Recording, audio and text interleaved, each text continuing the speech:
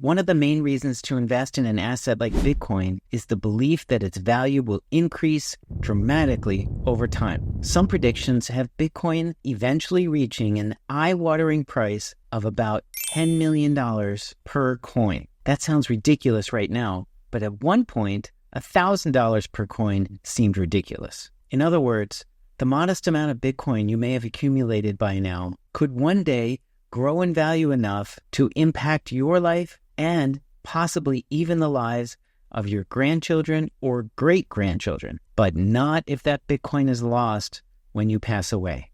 And eventually, yes, I hate to break it to you, you're going to die. My wife and I are essentially homeless.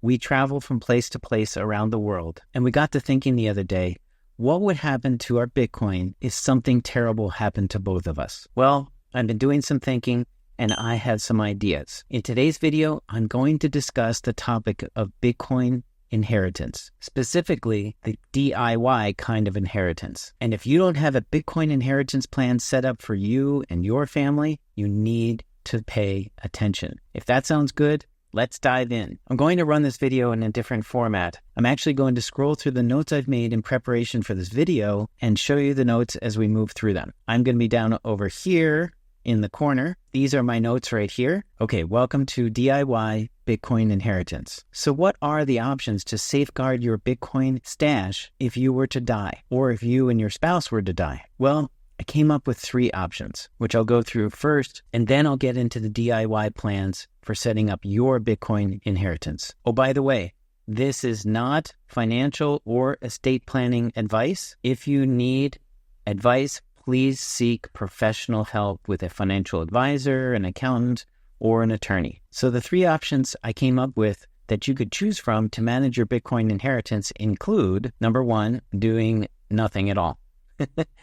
Essentially, leaving things the way they are and donating your coins to the blockchain when you pass away. That's not actually the best inheritance plan because your heirs don't get anything. So that's not a great plan. You put all the Bitcoin in a single wallet or a single sig or a multi-sig wallet, and you put the seed in the will. I suppose you could do that. You could hide the seed in a drawer. For us, we don't have a drawer. So everything we own travels with us, so that's just not an option. And, if we were traveling and something terrible happened, everything we have, our physical possessions, disappears. So this is not the best plan to ensure your legacy, doing nothing at all.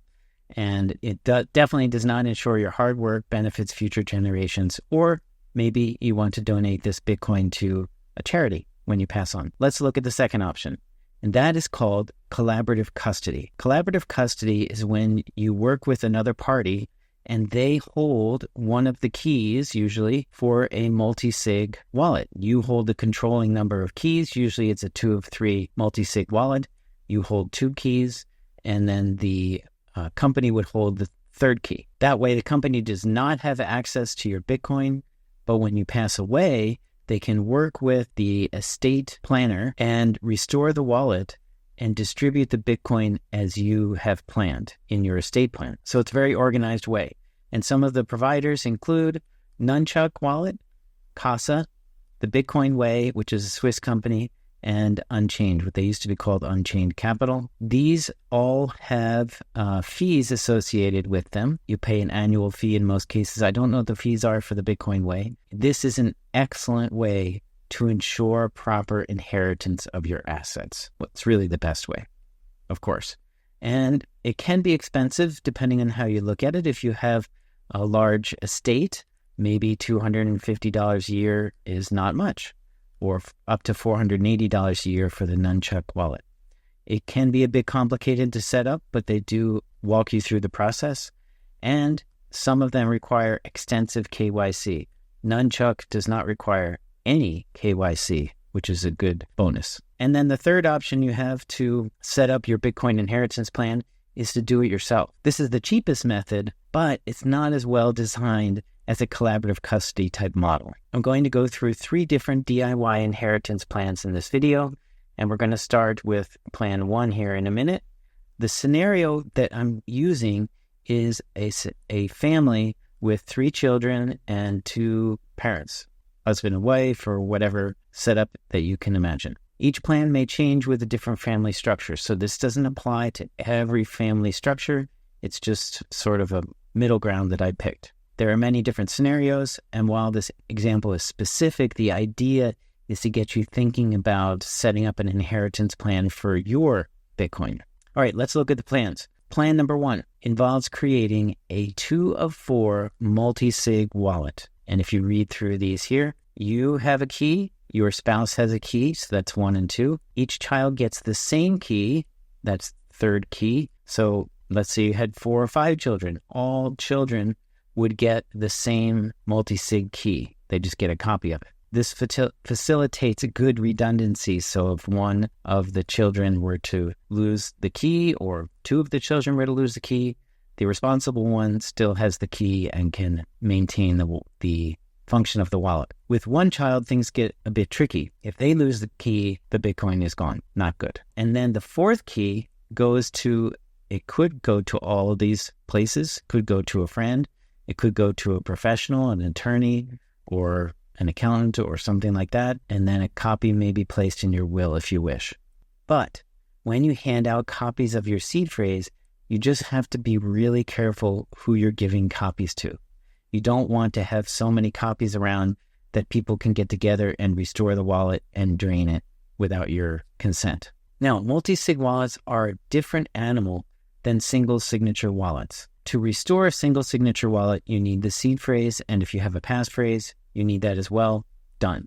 With a multi-sig wallet, you need 2 of 4, 2 of 3, whatever the quorum is. You need those number of keys, and you need all of the XPubs of every key. So if you have 3 keys of a 3-key wallet, you can restore it. If you have 2 keys and you're missing the 3rd key, you can still restore the wallet, but you need the XPub of the missing key. And if you have 1 of 3 keys, everything is gone. So very important.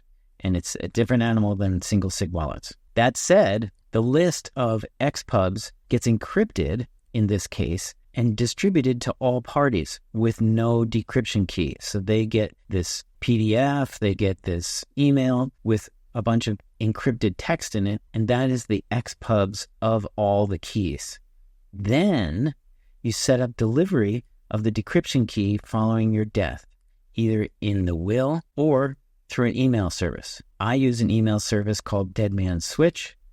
This is the address right here. It's a $50 lifetime fee, and it's really simple and really neat. Basically, the application contacts you at a set interval, and if you don't respond, they contact you again in set intervals until it reaches the end of the intervals, and then it sends out an email that you have written and addressed at a preceding date. In other words, if you're not alive to respond to their emails, they send an email or emails or a series of emails out to whomever you want, assuming that you've passed away. And the best part about this service is that it is completely automatic. You don't have to think about it. You set it up and it's done. There are other options like futureme.org, which is an €80 lifetime fee, or a similar service that can send messages on a future date. But with those services, most often, you have to set a date for the email to be delivered. And how do you know if you're going to be alive or dead or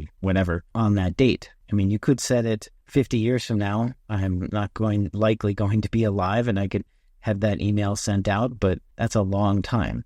So I'm assuming my children or grandchildren would not be very patient enough to wait that long. Now, these servers on these services are not secure, so you cannot put secure data. Like, do not put your seed phrase and your passphrase in an email on the servers. Your wallet will be drained and everything will be gone. Under this scenario, following your death, that's you and your spouse passing away together, your children would combine their key with the one from on the will or the friend or the professional, and then add the decrypted XPubs, and that would be 2 of 4, and the wallet can be restored and the Bitcoin distributed as you wish. All the XPubs are necessary, and 2 of the 4 keys are necessary to restore the wallet. Very important. Okay, let's move on to plan number 2. Okay, plan number 2 is a 2 of 6 multi-sig wallet. And that sounds like a lot of keys, but bear with me. So similar to the previous one, you and your spouse have keys 1 and 2. Each child gets their own key, keys 3, 4, 5, 6, 7, 8, 9, 10, whatever. One of the 3 children needs not to lose the key. Super important. So in other words, the responsible one needs to keep this key. Then you distribute a 6th key either to one of these areas, friend, professional, or in your will, or a same copy to all of them. The XPubs get encrypted and distributed, same exact thing with no decryption key, and the encryption management with the dead man switch is the same. The difference with this setup is that the children can combine their keys by themselves after your passing, after they get the XPubs decrypted through that email after you pass away, and they can restore the wallet on their own. They don't need to go through a third party. Again, that's up to you. I'd probably feel more comfortable with third party, but this gives them the flexibility to do it on their own if they have kept the keys. Or they could use one of the 3 keys combined that they have with the key in the will or the decrypted XPubs and restore the wallet that way. All right, plan number 3, and that is a simple single signature wallet. With this setup, you need to hold what I call death drills with your spouse so that he or she knows exactly how to manage the Bitcoin if you were to pass away suddenly. But if you and your spouse die together, you need to assure that your descendants get the instructions to access this single sig wallet. The most convenient setup would be a single sig wallet holding most or all of your life savings. Sounds a little risky, but with a seed phrase and a passphrase together, it is incredibly secure, provided you don't keep them together. You can put the seed phrase and passphrase in a will and then just forget about it. But do you dare trust the lawyer, the paralegal, the secretary in the office that you're working with to set up the will, preparing the documents? One day you check your balance and it's 0 and you have no recourse. The Bitcoin is gone. It's not the best option to keep them together. So what else can you do? You can put the seed phrase in the will alone and email the passphrase to your children following your death. Sure. The passphrase is just a collection of words or a sentence or collection of symbols together. And if that's in an email, it's not insecure, as long as the person who gets the email doesn't have the seed phrase together to put them together to restore the wallet. So we've got seed phrase and passphrase in the will, not the best idea.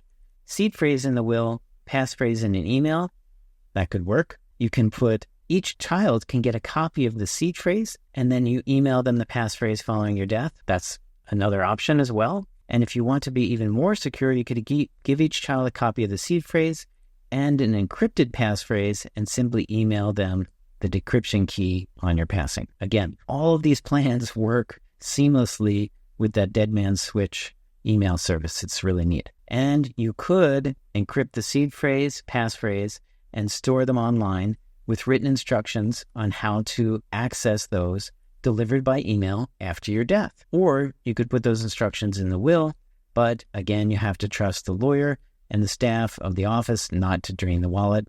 Not the best option. You can have physical backups with access instructions following your death. Okay, that can work. And I'm sure there's 100 different more options. Overall, I believe the collaborative custody model is the most attractive option. And for your Bitcoin inheritance planning, they generally guide you through the setup process and assure a smooth transition following your death. But you have to pay for it. As far as the DIY goes, it seems like the multi-sig options are the most robust. However, the single sig option seems to give you the most options and flexibility. Why don't you let me know what derivations you come up with in the comment section below? I would love to hear your inheritance ideas, and maybe you could help some other viewers as well. That's it for today, guys. Thank you so much for watching. Keep your Bitcoin safe, and I will see you in the next one.